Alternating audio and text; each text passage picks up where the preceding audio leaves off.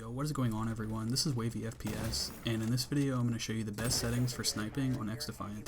A lot of you have asked me to make this video recently, and with the game being new, I figured it would be the perfect time to drop it. Without wasting any more time, let's jump right into things. So this video is going to be broken down into 3 parts: gameplay settings, controller settings, and video graphic settings. Video settings only applies to PC players, so we're going to start with game and work our way down. I will be leaving timestamps in the description of the video so y'all can just skip around to whatever portion you want to see. Thank you all so much for all the support on my content recently, and I hope this video ends up helping. Starting with gameplay settings, there were only a few values that I ended up changing. Field of view was the first one, and I increased this value to the maximum amount. FOV essentially gives you a wider view the higher you increase the amount, and this leads to better visibility. For ADS field of view, you want to keep this on consistent, as this pretty much scales the FOV as you're aiming in and out of your sight. If you put this on independent, it's going to feel really strange when you're doing it, and it just kind of threw me off when I had that on. For ADS behavior, you're going to want to put it on hold, as if you play on toggle with controller, there's really something wrong with you at this point. For ADS sensitivity transition, you want to keep this on instant, as it'll be the most responsive and feel the best. The other two values, blend and after ADS, feel really weird, and when you have it for after, it just feels really delayed. For melee during ADS, I would say turn this off. Aiming interrupts with reload would be on, as this will allow you to reload cancel. Crouch behavior is on toggle. For sprint behavior, I'd keep that on tap, as I'm kind of an OCD freak and really like to feel what I'm doing in terms of inputs. When I have this value on hold, it can kind of mess up my rhythm, and I would just recommend having it on tap. Auto sprint is off, as that's another thing that can kind of mess up my rhythm. I really like to feel like I'm in control of all my inputs, and putting something like this on can just throw me off. For sprint interruption reload, keep that off as well. Slide behavior tap, as it's the quickest way to slide cancel and continue sliding. Auto reload weapon, keep that on. Auto switch weapon on, as this also may help you when you run out of bullets in one gun, it'll just automatically whip it out for you. For auto grab ledge, keep that off, as we all know how annoying auto mantling can be. This essentially stops you from accidentally mantling on any surface you walk up to, and it's best to just do it yourself, as you know when you want to mantle and can press those inputs accordingly. For walk behavior, keep that on hold. Scoreboard behavior, hold. These really don't matter too much. For adjusting HUD limits, set that to the size of your screen, whatever looks the best. Challenge notifications, all. These really don't matter. Damage numbers I have off, as I feel like it's really distracting and just kind of weird to see how much damage you're doing, when with snipers you kind of know anyways it's going to probably be 90 if you hit them and not get them on that shot. Enemy health bars on. I have minimap rotation off, as it can kind of mess with my head if I keep it on. I just preferred being where it should be, if that makes any sense. Distance units, meters, because we don't do yards. FPS display on. Ping display off. I don't really like seeing all that network information displayed up top. And yeah, the rest of these are off too. Like, the only one you really want to see for PC is on, as this tells you how you're doing in terms of performance. Alright, now we're moving on to controller, and I know this is what everybody's been waiting for. So for button layout, I play on Brawler flipped, and this is essentially tactical on COD with flipped.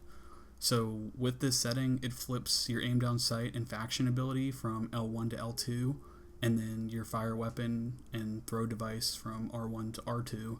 And since I play on a PS4 controller, I just prefer having aim down sight and firing my weapon on the front two, as it's easier to reach with the way the controller is laid out. And then the other switch in this is switching crouch and melee. So when I'm doing slide cancels and sliding in general, I'm pressing R3 to do that. And once you get that rhythm down, it kind of becomes similar to how you sprint regularly. Like, you're constantly transitioning between sprinting and then pressing crouch, and it just feels a lot better. Also, with melee, you're never really meleeing too much in this game, and it just feels a lot better to reach over for circle over any other button. For stick layout, I keep that on default. Aim assist is standard as well. I didn't really touch any of the aim assist settings, I just kept it on the regular default settings for all these 3. For aim response curve type, you want to put this on linear, as this allows you to feel like you're in complete control of your inputs. Like it says on the right here, it allows you to pretty much feel like you're doing exactly what you're doing. They say that this is better for more experienced players, but I say do this regardless, because with linear, you're pretty much doing exactly what you're inputting into the controller. For horizontal and vertical, I kept them both 75-75, as I like both the X and Y to feel the same. For ADS sensitivity multiplier, I kept them both on the same value. I just like keeping all of these the same, just so that it feels very similar going up and down. I'd say 0.9 is pretty high, but it really works for me with snappy shots and hitting my shot where I want it to be. For dead zone, I kept these on the default of 10. However, realistically, you want to try to get them as close to 0 as possible. So for dead zone settings, the lower you get, the more responsive and snappy your stick will feel. But if you have stick drift like I do, I'd recommend keeping it at least on like 5 or 10, because that'll really help with that and pretty much make it obsolete. Like, you won't see that at all when you keep these on. For acceleration speed, I kept that on the default, and then these other ones down here I didn't touch except for vibration, because vibration is another thing that really throws off my rhythm in any FPS game. I just can't do it. For video graphics settings, I'm obviously on full screen, my native resolution, and my native refresh rate. If you don't know what your refresh rate is, you just want to put it on the same as your monitor, and you can check that in display settings if you really don't know. Obviously it's on the monitor I want it to be on. I turned triple buffering off because it can give you extra frames. Reduced latency I had off, as this makes the game feel more responsive. For NVIDIA Reflex Low Latency, I put it on and boost because this draws more resources from your GPU and less on your CPU. I think I kept brightness and contrast default, however I don't know that for sure. I probably upped contrast a little bit, but regardless it doesn't really matter too much, it's more so just preference.